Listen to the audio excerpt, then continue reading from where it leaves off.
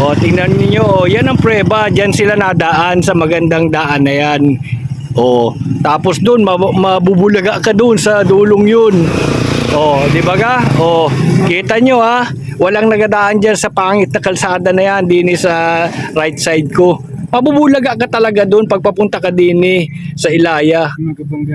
Ah, yan po yung bandang kaliwa ko na maganda. Iri yung bandang kanan ko na ano ng pangit. Kaya yung mga motorista po na papuntang bayan ay di ninadaan sa magandang kalsada na iri. Instead na dapat ay di ni sila.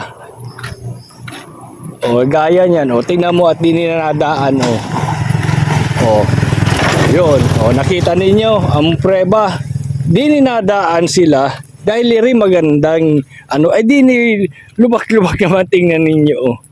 Oh, sino man matutuwang dumaan din eh. Napakaikli ni rin oh. Saan ay mapunduhan ni rin kahit kaunti. Pero oh, ang ano lang natin dito ay concern tayo at baka may maaksidente pa din eh.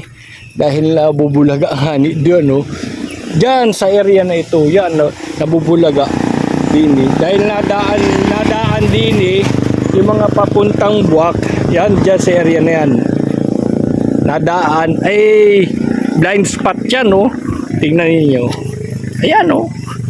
Yan oh. Diba ga? Ay munti ka na kami kanina dyan dahil may nasalubong kami yung tricycle ay papunta ng bayan, kami naman ay papunta ng Puktoy. Ngayon din siya dumaan dito. Ay shoot na shoot sana kami kung mabilis ang takbo namin ay talagang ano ay shoot na shoot. O tingnan mo. O di ba? O yan ang preba. Diyan sila nadaan sa magandang yan. Hindi man din sa lubak. O kailangan ko pa bang i-memorize yan? Kailangan pa bang i-memorize yan? Safety lang dapat lagi. Kasi maraming nadaan dito. Especially yung mga taga-Ilaya. Kaya sana ay magawa na rin ng paraan. No? Ang ikli na rin, ay lang di pa iri. Hanggang dun, no? Bago umakyat. Kung ako lang ay may kwarta, ako nang magpagawa na rin. Ayan, oh. Magbulaan dun, oh. Dun. Oh. Hanggang dun lang, oh. Dun, sa may, ano.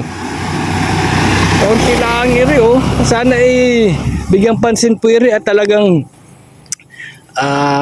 wag na nating hintayin na may madisgrasya pa din, eh. Yun lang po. Maraming salamat.